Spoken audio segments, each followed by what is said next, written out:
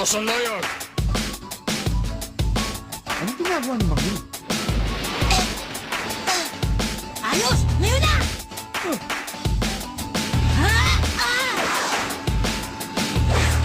Kumapit ka sa akin!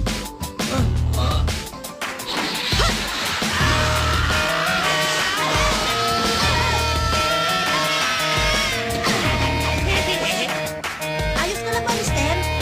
Hindi ako si Mister. Ako si Leorio.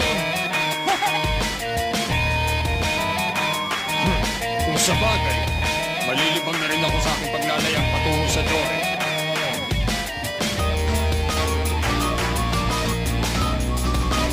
Paalam, Whale Island.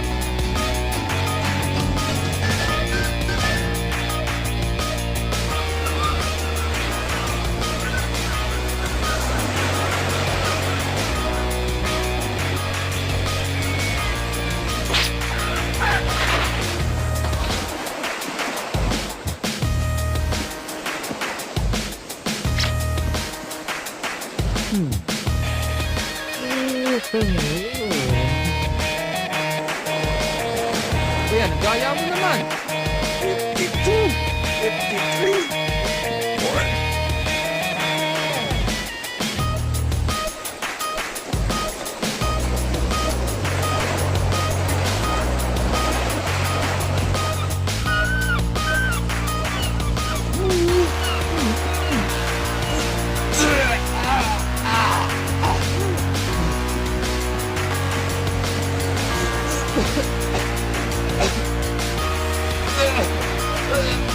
Hindi ako magpaniwala ang tulad niya ay madaling mahilot. Nakakahiya naman. Madalas nang mangyari yan. Sigurado bago pa siya makarating sa isla ng Dore, putok palat na lamang siya. Dahil wala na siya may susuka.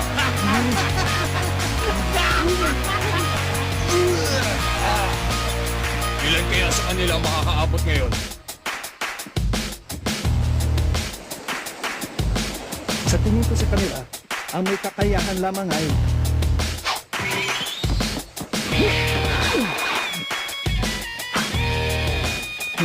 Pare, ay itong tingin ko.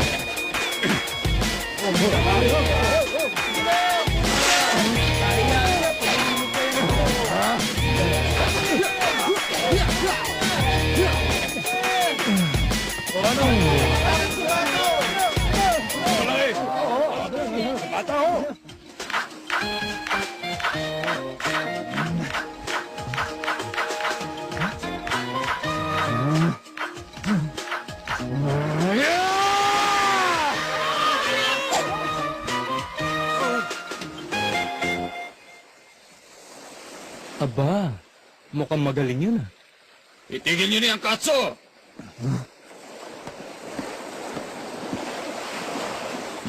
Ha?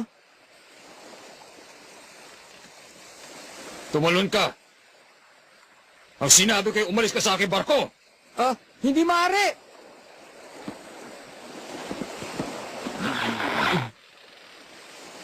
Wag! Itawan niyo ako!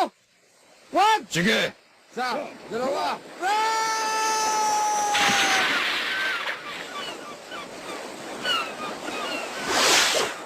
Dahil nandito kayo sa aking barko, dapat kayong sumunod sa lahat ng sasabihin ko!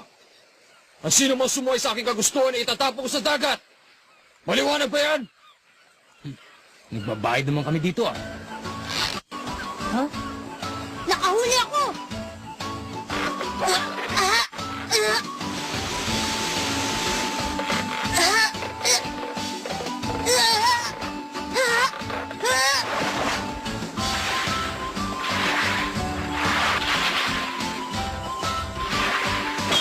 Ayos!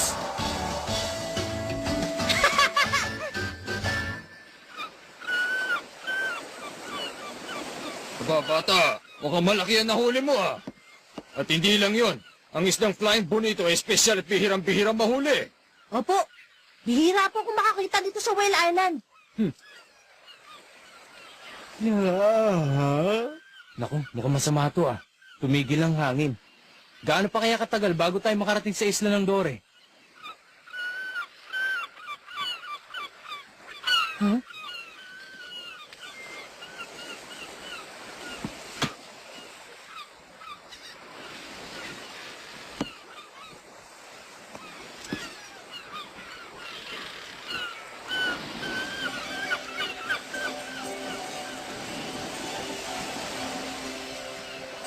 Delikado. May parating na bagyo. Huwag ka magbiro. Payapang ang dagat eh. Ang hangin ay may halumigmig. At nagbabago ang alon. Nag-uusap din ang mga ibon. Ang mga ibon? Haha.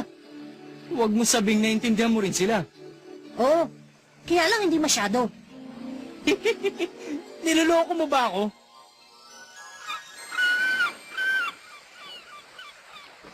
Bata, kung hindi ako nagkakamali, doon ka sumakay sa Whale Island, ano? Mhm. Ano ginagawa ng iyong ama? Isa siyang hunter. Sa litrato ko lamang siya nakita pero nire-respeto ko siya. Ganun pala, ha? Ang iyong ama ay isa ring hunter?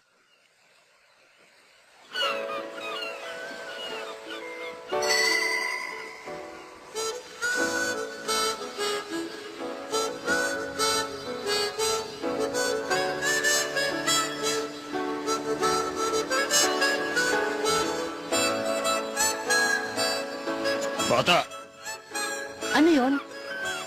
gaano kalakas ang bagyo? At kailan to darating? Sabi po ng mga ibon ay masyadong malakas ang bagyo.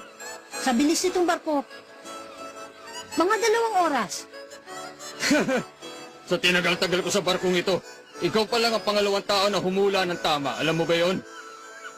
Pangalawa, O mga bata! Ibaba niyo ang mga layag! Huh?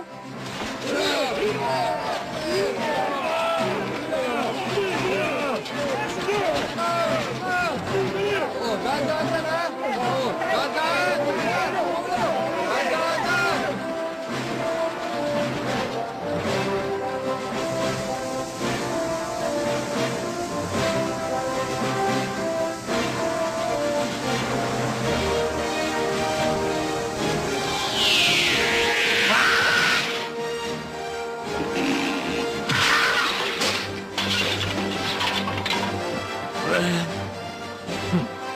Ano ka ba? Pasensya na, nadulas lang sa kamay ko. Nadulas lang. Eh bakit gano'n saktong-sakto sa mukha ko? Parang ito sinukat. Sa palagay ko, may maaaring maging aplikante ngayong taon.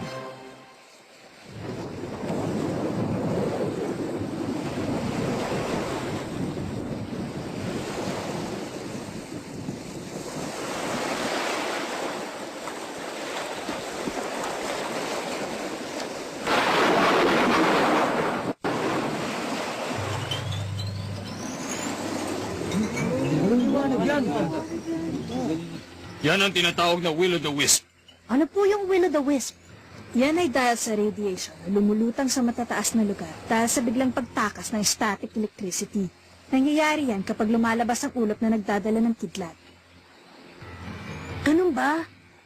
Ay, salamat. Sa wakas, nagsalita ka na rin. Mabuti na lang at meron tayo ditong walking encyclopedia.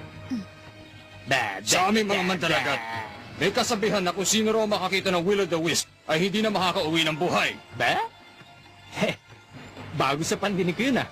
Parating na ang malakas na bagyo.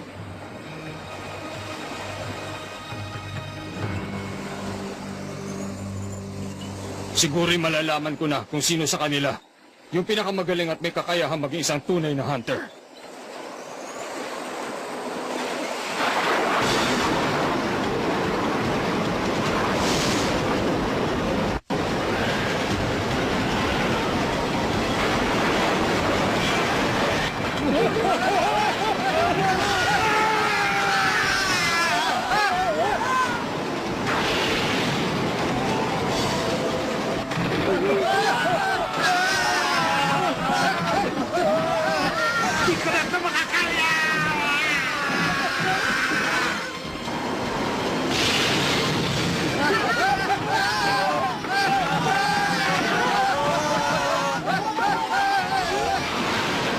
Malakas ang alon dahil sa nagwawalang panahon.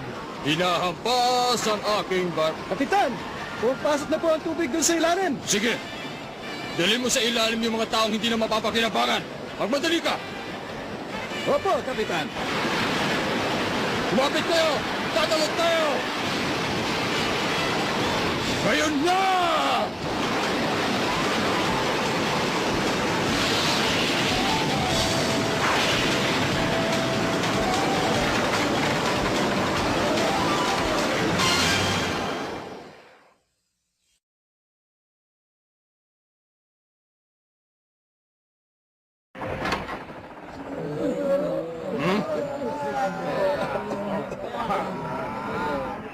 Nakakahiya.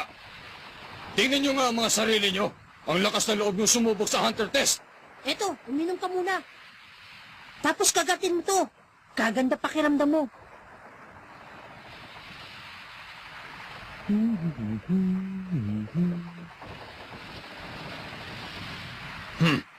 Mukhang silang tatlo lang yata ang papasa. Tuwing lamig ng simoy ng hangin, masaya! Ano? Gusto mong malaman ang pangalan ko? Tama ka dyan. Ako po si Gon. Ako si Kurapika. Ha? Sige. Ang pangalan ko ay si Leorio. Gon, Kurapika at Leorio. Sabihin nyo, anong dahilan kung bakit gusto ninyo maging isang hunter? Teka, huwag mo naman kaming biglayin sa tanong mo. Ano ka ba? Isang reporter? Sagutin mo ang tanong ko. Ang kulit mo ah! Ako ay kung anong ginagawa ng aking ama. Gusto kong maranasan ang lahat ng pinagdaanan niya. Teka, bakit ikaw sumasagot? Hindi pa kami tapos mag-usap ni Manong ah. Sinasabi ko lang naman ang rason ko eh. Wala akong pakialam. Basta't hindi ko sasabihin. Kapag ayaw ko, wala makakapilit sa akin. Kahit mag-away pa kaming dalawa. Magkakasundo tayo dyan, Leorio. Teka, sabihin mo nga, ilang taon ka na ba? Kung babanggitin mong pangalan ko para tayo magkaibigan ah! Madaling iligaw ang walang kwentang tanong sa pamamagitan ng isang makatwiring istorya. Ha? Ganon pa man, ang isang kasinungalingan ay maaari nating ihambing sa kasakiman. Dagdagan mo naman ang misteryong Leorio.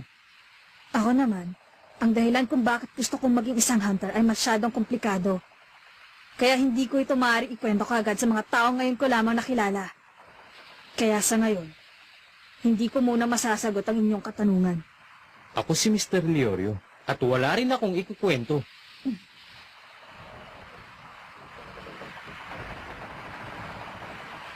Kung hindi ka rin magsasalita, mabuti pang umalis ka na lang sa aking barko. Ha? Hindi mo pa rin naiintindihan? Ang hunter test ay nagsimula na. Nag-umpisa yon buhat nung sumakay kayo sa barkong ito. Ha? Ha? Ha? Ha? Ang Hunter Association. Dapat ninyong malaman na napakaraming tao ang gusto makakuha ng hunter license. Kaya lamang, sa sobrang dami nila, hindi na sila makayanan bigyan ng pagsusulit.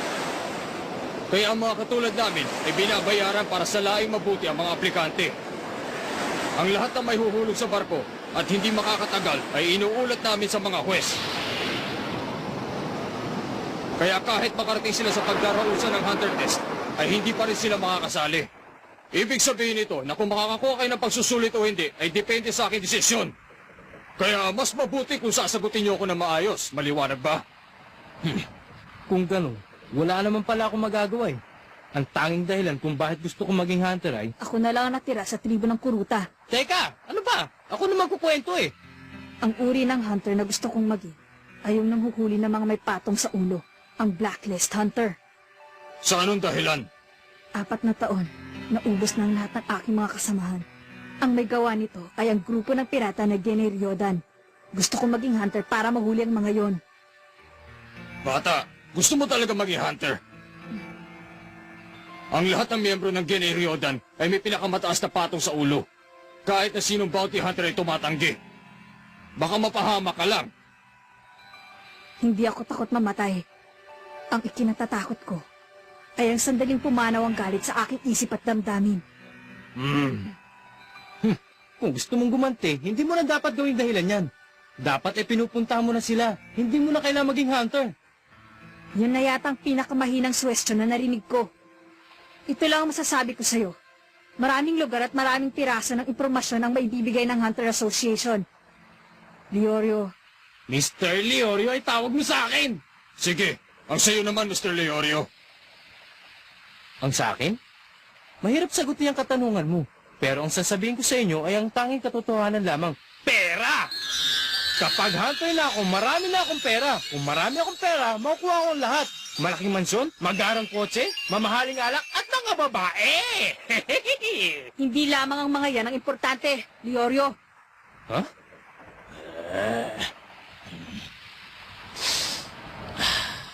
pangatlong beses na yan, ah. Hindi ka ba titigil?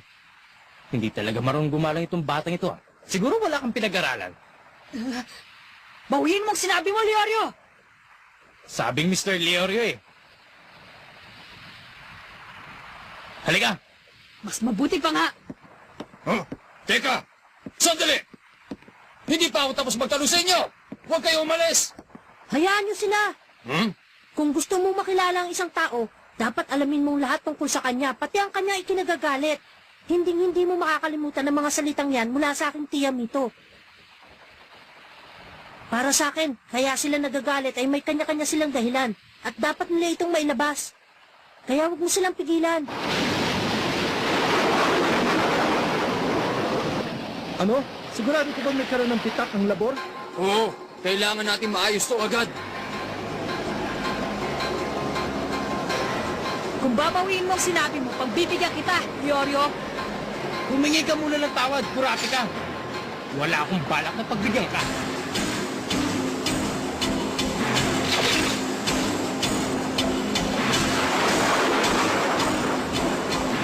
Kung ganon,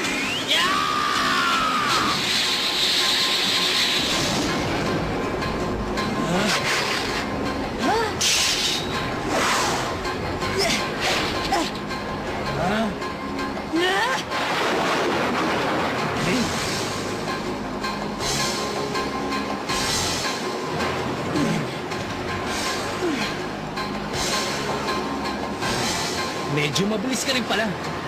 ikaw ulit! Yeah!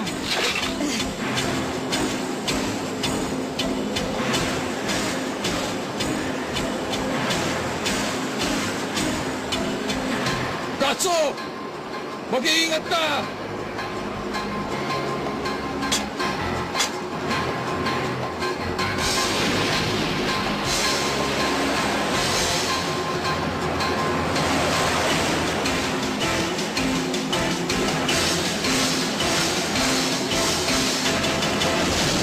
Ha? Katso! Huh? Ah!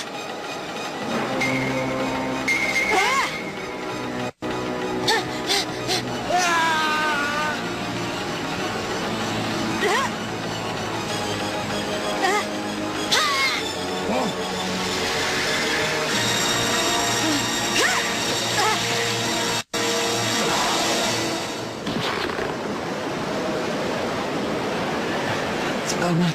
Sinagip niya ang buhay ko.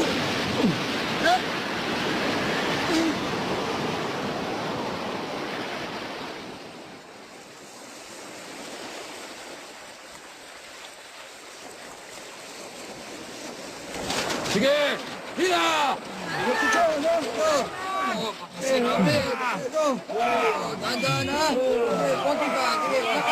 Bon, ikaw talaga. Bakit mo naman naisipang gawin yun? Hindi ka marunong mag-ingat. Kung hindi ka namin nahawakan, masisiguro kung nilamong ka na ng dagat kagabi. Pero, inabutan niyo naman ako, di ba? Ha? Teka, ano ba nangyari sa laban? Sa laban? Oo nga pala, nakalimutan ko na yun, ha? Gusto ko nga palang humingi ng paumanhin sa iyo, Leorio. Ah, Mr. Leorio nga pala. Masyado ka naman formal. Tawagin mo na lang akong Leorio, kurapi ka. Patawa din, ha? Binabawi ko na yung sinabi ko sa'yo kagabi. Tungkol sa yung tribo.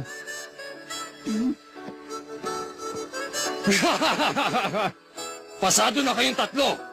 Ha? Talaga? Oo! Sisimulan na natin ang paglakbay patungo sa isla ng Dore. Teka muna, sigurado ka ba makakaabot pa itong barko mo sa isla ng Dore? Oo naman! Magtiwala kayo sa akin!